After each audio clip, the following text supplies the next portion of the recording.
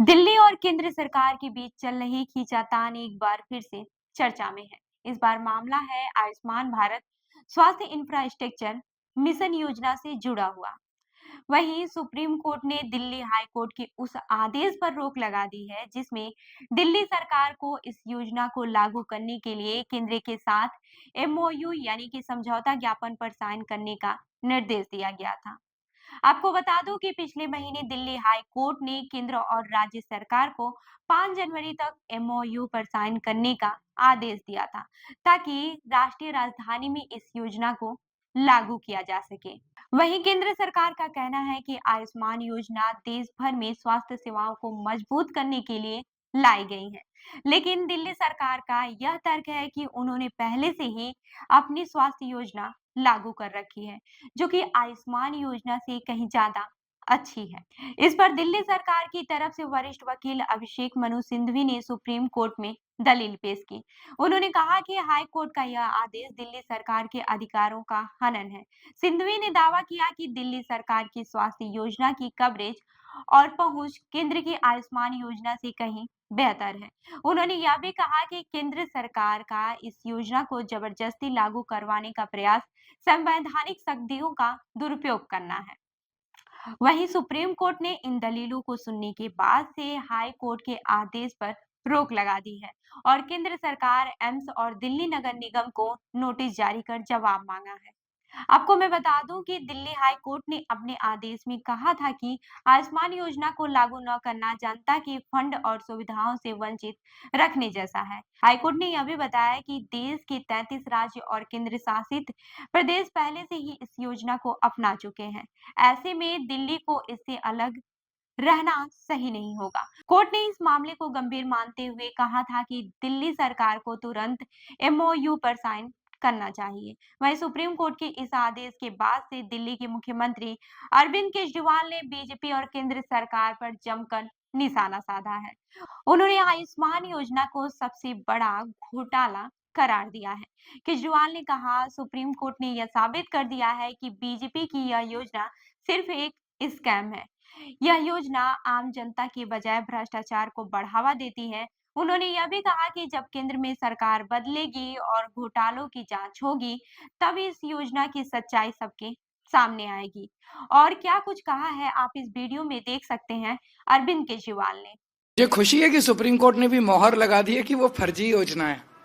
पूरे देश के अंदर निकल के आता है आयुष्मान भारत देश का सबसे बड़ा स्कैंडल है, सबसे बड़ा स्कैम है।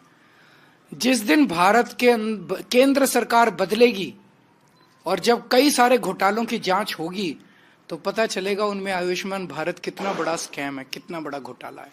मुझे कहने की जरूरत नहीं है। पहले तो मैं भारतीय जनता पार्टी से प्रश्न पूछना चाहता हूं कि दिल्ली के अंदर आधी सरकार उनकी है।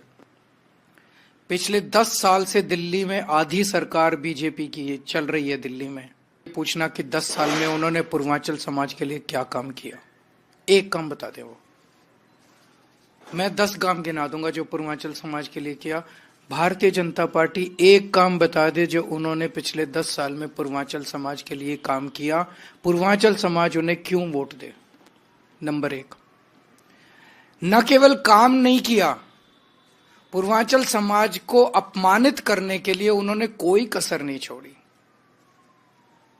अभी जैसा इन्होंने बताया कि पूर्वांचल समाज के हमारे एक भाई ऋतुराज झा, उसको जिस तरह से इतनी भद्दी और इतनी गंदी गाली दी उन्होंने टीवी चैनल के ऊपर, बीजेपी के एक बड़े नेता ने TV channel, national TV channel के ऊपर, वो उनके अंदर जो तिरस्कार भरा हुआ है पूर्वांचल समाज के लिए, जब वो मैंने देखा वो क्लिप, वो देखा नहीं जाता। जब वो बोल रहे थे बीजेपी के नेता तो ऐसे लग रहा था जैसे उनके अंदर से निकल रही है वो गाली। वो गाली ऐसा नहीं लग रहा था कि वो उस व्यक्ति को दी जा रही है, ऐसा लग रहा था जैसे उनके अंदर पूरे समाज को लेके बहुत ज्यादा तिरस्कार है। और ये इनकी टिकट के वितरण में भी साबित हो गया। आम आदमी पार्टी ने 12 पूर्वांचलियों को टिकट दिया, इन्होंने 4 को दिया, 5 को, इन्होंने 5 लोगों को मात्र टिकट दिया। तो पूर्वांचल समाज इन्हें क्यों वोट दे। पूर्वांचल समाज का तिरस्कार करते हैं, अपमान करते हैं। तो आज 2 बजे जब आप इनके पास जाएंगे तो मुझे पता चला आज इनका जो संकल्प पत्र आ रहा है वो एक ही लाइन का संकल्प पत्र है। जो काम दिल्ली में केजरीवाल कर रहा है हम भी वही काम करेंगे, बस इसके अलावा और कोई उनके संकल्प पत्र में नहीं है। ये तो आपने वीडियो देखा। अब आपको बता दें कि दिल्ली सरकार यह दावा कर रही है कि उनकी स्वास्थ्य योजना, जो दिल्ली स्वास्थ्य सेवा के नाम से जानी जाती है, पूरे राज्य में मुफ्त इलाज और दवाओं की सुविधा देती है। मोहल्ला क्लिनिक और सरकारी अस्पतालों की मदद से यह योजना लोगों को सस्ती और आसानी से उपलब्ध स्वास्थ्य सेवाएं प्रदान कर रही है। केजरीवाल सरकार का कहना है कि इस योजना के चलते उन्हें केंद्र की आयुष्मान योजना की जरूरत नहीं है। तो अब यह देखना काफी दिलचस्प होगा कि केंद्र और दिल्ली सरकार इस मामले को किस दिशा में ले जाते हैं। सुप्रीम कोर्ट ने मामले की जांच के लिए समय दिया है और केंद्र एम्स और नगर निगम से जवाब भी मांगा है। जनता के लिए यह मामला इसलिए भी महत्वपूर्ण है क्योंकि यह सीधे उनकी स्वास्थ्य सुविधाओं से जुड़ा हुआ है। अगर आयुष्मान योजना लागू होती है तो केंद्र के अनुसार लाखों लोगों को इससे फायदा हो सकता है। वहीं दिल्ली सरकार का दावा है कि उनकी योजना पहले से ही इस जिम्मेदारी को बखूबी निभा रही है। केंद्र और राज्य सरकार के बीच यह खींचातान केवल राजनीतिक मुद्दा नहीं है, बल्कि इसका सीधा असर जनता पर पड़ेगा।